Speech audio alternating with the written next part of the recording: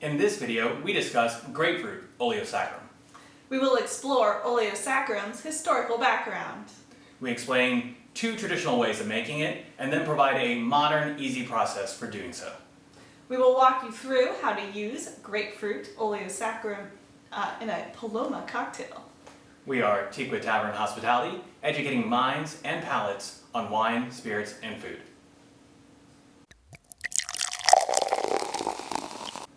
Citrus peels are incredibly flavorful.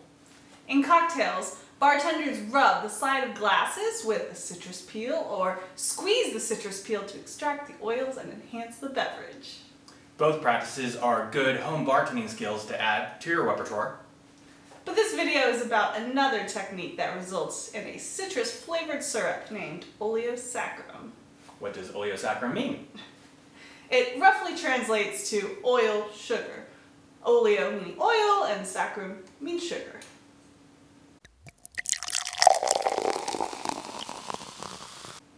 Historically, oleosaccharum was a necessary ingredient for punch. Author and drink historian David Wondrich has traced oleosaccharum all the way back to at least 1707. In the Bon Vivant's Companion, first published in 1862, Jerry Thomas wrote, "To make punch of any sort in perfection, the ambrosial essence of the lemon must be extracted by rubbing lumps of sugar on the rind." In Wondrich's definitive book, Punch, he states that the lemon oil adds a fragrance and a depth that marks the difference between a good punch and a great one.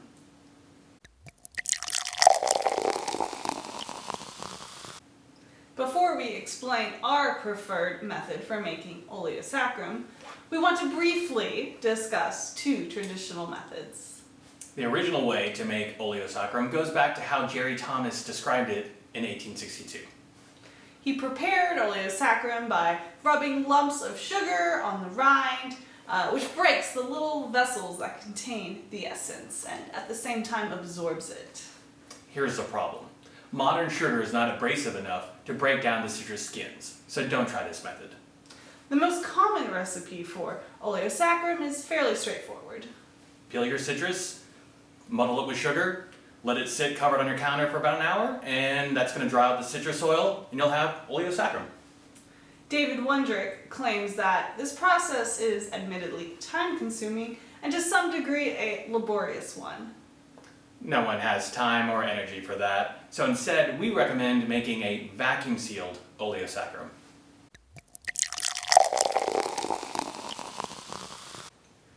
Before diving into this method, we want to shout out to the individual who first published the process for making vacuum-sealed oleosaccharum, Jeffrey Morgenthaler.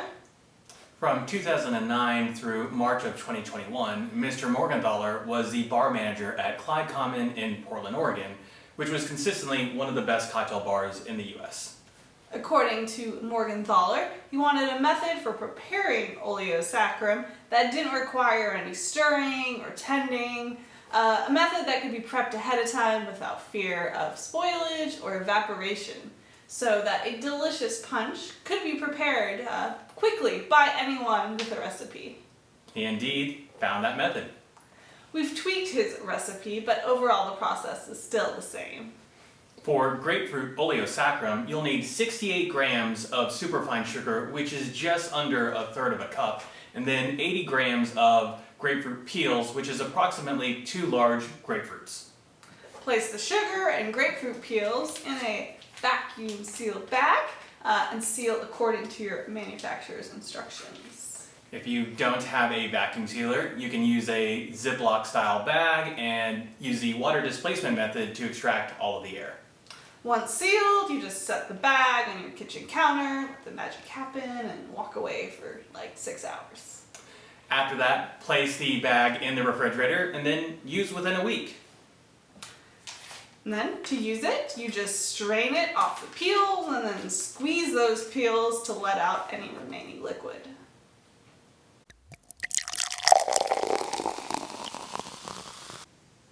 Let's make a Paloma, Teakwood Tavern style.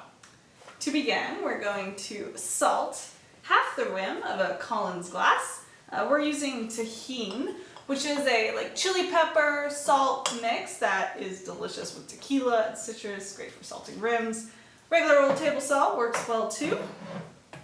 And then we're going to add 2 ounces of Topo Chico with a glass, or whatever your preferred sparkling water is, but we enjoy our Topo Chico. So. Then you're going to set that glass aside, because you're going to shake the rest of the ingredients, and you never want to shake anything sparkling. That could end poorly. All right, 2 ounces of tequila. You can use Reposado or Blanco. We're going with a Reposado today.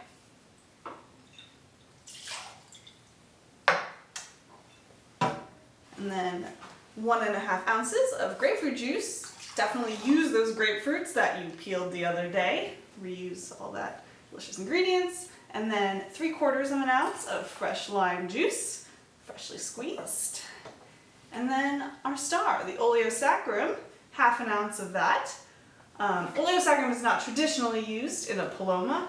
The sugar usually comes from a simple syrup or a citrus soda like Squirt.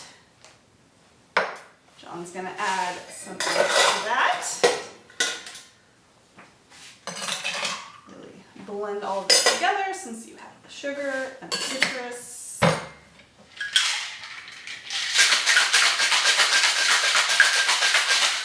Twelve times is a good amount to incorporate all of those ingredients well.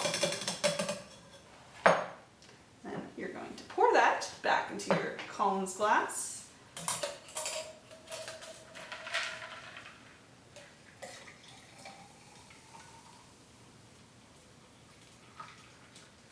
Nice froth from all the juices, plus that sparkling water.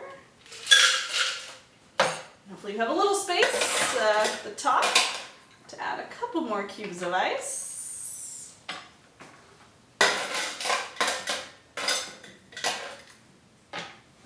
Beautiful.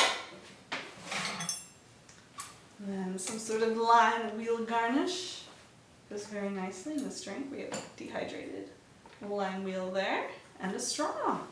There you have it. Cheers. We hope you enjoyed learning about grapefruit oleosaccharum and how to make a Paloma Teakwood Tavern style. If you like reading about wine and spirits, head to teakwoodtavern.com, where we post articles about topics ranging from Suze to cognac. If you enjoyed this video, please subscribe to our channel here. And if you'd like to see another video just like this, please click here.